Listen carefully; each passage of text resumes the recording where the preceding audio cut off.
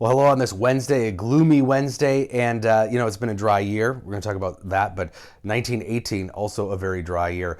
This is the 103rd anniversary yesterday of the Moose Lake fire that killed 453 people, left a lot of other people, of course, homeless, and did millions of dollars, even at that time, in damage, leaving huge chunks of the community just scorched by the fire. And my great-grandmother and her family actually survived the fire. They had a farm on the south end of Moosehead Lake, which saved their life. They jumped into the lake. Those are my great-great-grandparents there. Sturgis, South Dakota yesterday and into today, picking up some snow. Not a nice-looking sight for many folks, and even some more snowfall as you went further west.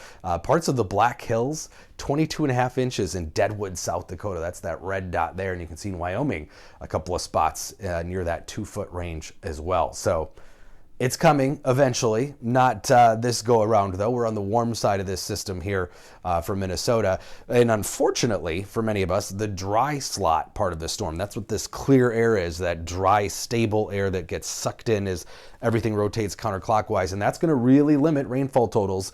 We'll probably see some showers again mid-afternoon, but yeah, don't look for a whole lot to add up into the rain gauge. Some peaks of sun though, because we are in that dry slot, and then after some mid-afternoon showers, maybe even a little thunder, we clear out pretty quickly here overnight tonight as that low tracks off to the northeast. But it is going to bring in some much cooler air over the next few days. In fact, the coolest we've been yet.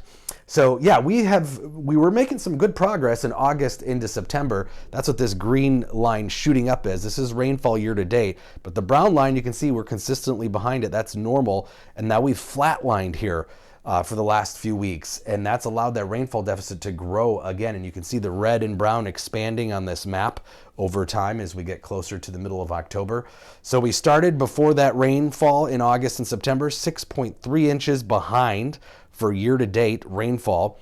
And then after the rains, some good rains, 2.79 inches of rain by September 3rd. But now, as of yesterday, that deficit is back to almost 6 inches behind year-to-date, 5.88 inches.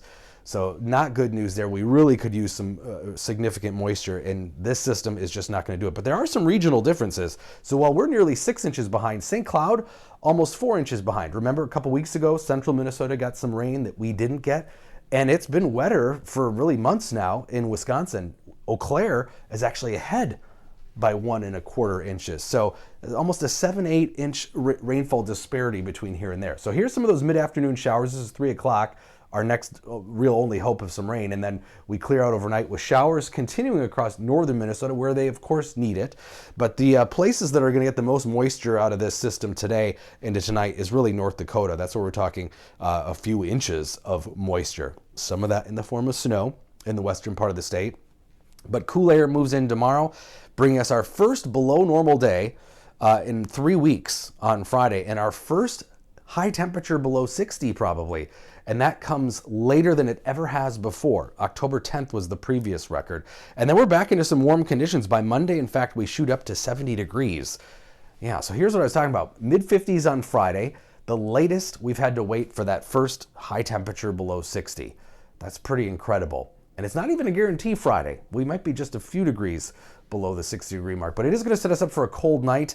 These are low temperatures early Saturday. The urban heat island, the metro, I think we stay 39, 40 plus degrees, but you can see outside of the metro, widespread 30. So if you're outside of the metro, at least be prepared or on the lookout for that first possible frost. It will be patchy early Saturday and Sunday mornings, but that chance is definitely there.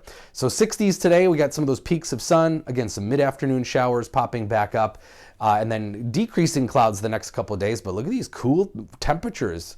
Many of you have been waiting for this. Finally, 56 Friday, just around 40 early Saturday, but again, it's short-lived. Look at Monday, those highs are back up to 70, which by that point is about 12, 13 degrees warmer than the average.